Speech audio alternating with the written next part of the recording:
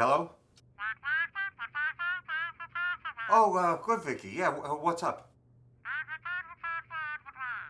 The dog?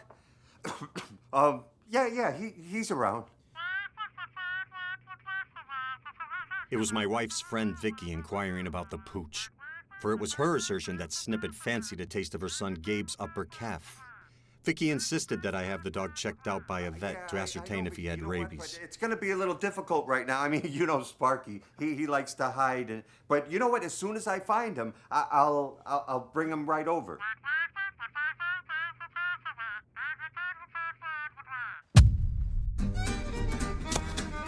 You're doing this on purpose, aren't you?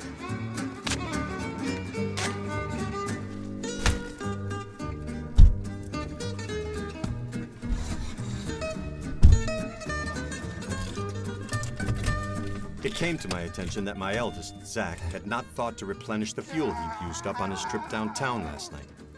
The vehicle would not ferry us farther than a block.